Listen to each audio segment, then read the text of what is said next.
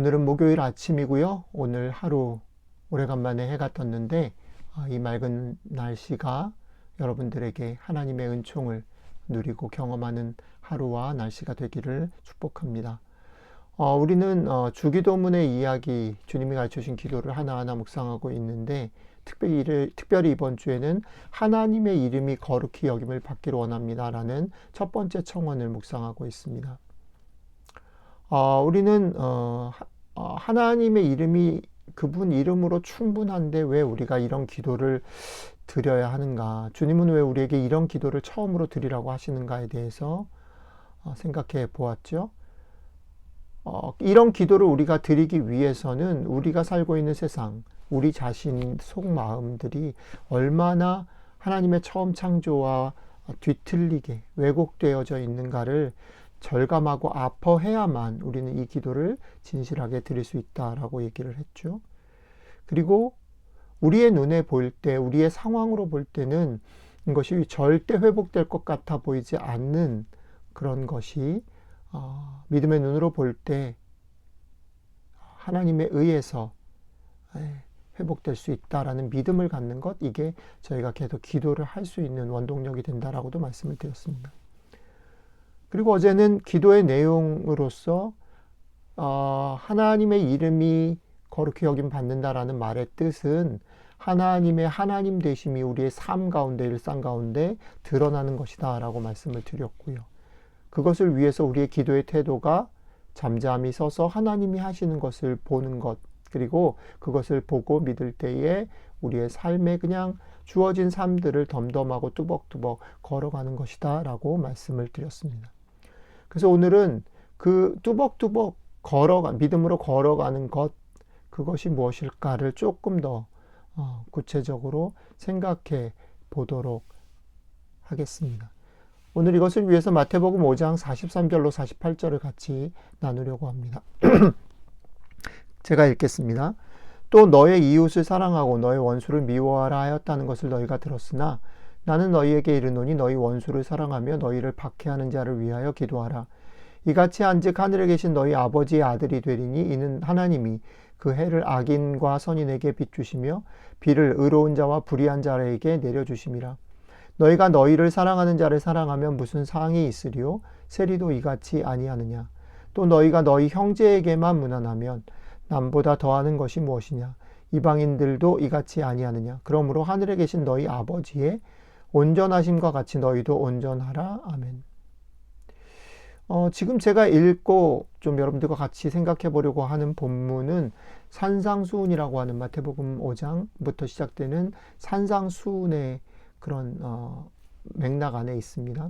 그리고 그 산상수훈이 얘기한 여러 가지 얘기들, 팔복의 얘기, 그리고 여러 가지 그런 주님의 명령의 첫 번째 단락의 결론에 해당되는 부분입니다.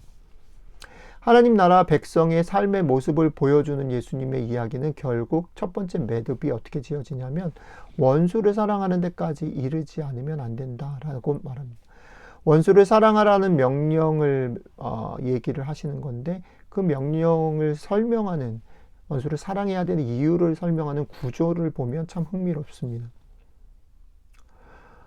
원수를 사랑하는 데까지 이르면 하나님의 아들이 된다라고 말씀하시고, 왜 하나님의 아들이 되는 것과 원수를 사랑하는 것이 관계가 있냐면 아버지 되시는 하나님께서 그의 은혜를 선인과 악인 모든 이에게 고르게 주시는 분이기 때문에 원수를 사랑하는 데까지 이르면 하나님의 그 하나님의 아들이 된다라고 말하죠.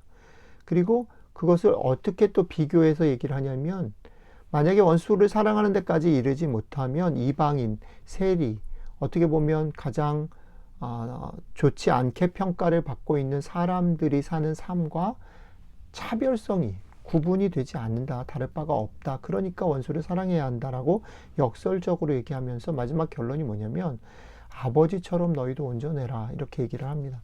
그러니까 이 관계를 아버지와 자녀의 그런 관계로 유비해서 얘기를 하는 거죠. 아버지가 그러시기 때문에 아버지처럼 너희도 온전해라 라고 얘기하는 겁니다. 여기서 재밌는 건 뭐냐면 우리가 하나님의 이름이 거룩해지는 것을 얘기할 때 쭉 설명했던 것처럼 이건 하나님의 일인 거예요. 하나님 자신이 하실 일이고 하나님 자신이 해결하실 일이죠. 그런데 재밌는 건 뭐냐면 그 일에 대해서 이제 하나님의 자녀가 된 우리들에게 그것을 위임하시는 거예요. 그러니까 하나님 스스로 그 기도를 받으셔서 하나님이 해결하실 일인데 그거를 갖다 이제는 너희가 이 땅에서 너희가 사는 땅에서 너희가 그것을 함으로 너희가 하나님, 너희 아버지인 하나님을 하나님 되게 드러내라라고 얘기하는 거죠. 이것은 어제의 묵상, 그러니까 하나님의 하나님 되심은 우리가 이뤄낼 수 있는 것이 아니다라고 말씀을 드렸고, 그러니까 기도해야 된다라고 말씀을 드렸던 것과 겉으로 보면 좀 상충되는 것처럼 보여요. 그죠? 우리가 할 수 없는 것이기 때문에 기도하라고 그러셨는데 오늘은 뭐요? 그것을 너희가 하라고 하시는.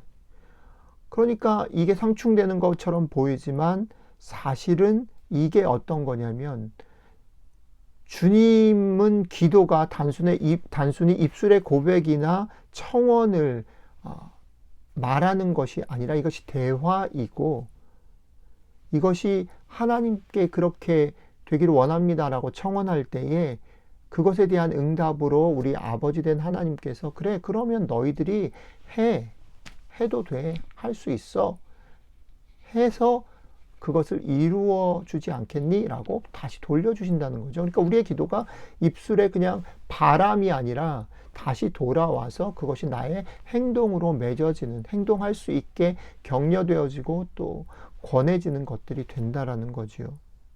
그리고 그 내용의 끝에 하나님이 아버지로서 기대하는 내용의 끝에 뭐가 있냐면 원수를 사랑하며 박해하는 자를 위해 기도하라는 얘기가 있다는 겁니다.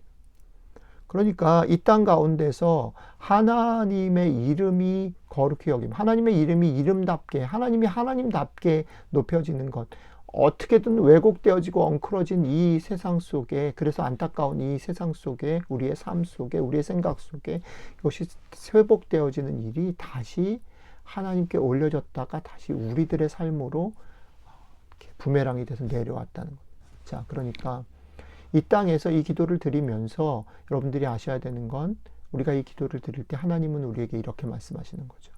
너희가 내 자녀로 그렇게 삶으로 원수를 사랑함으로 너희를 희생함으로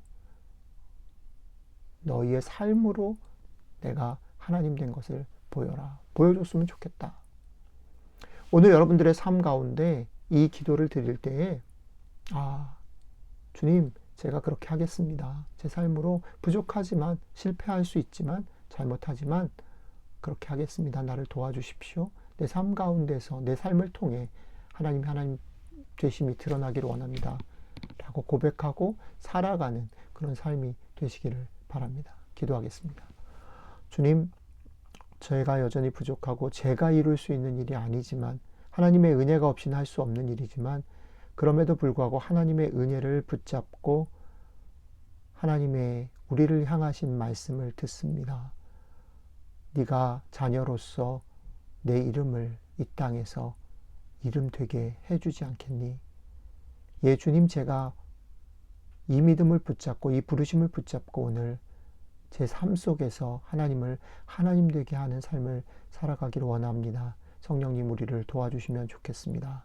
감사드리며 우리 주 예수 그리스도의 이름으로 기도드렸습니다. 아멘.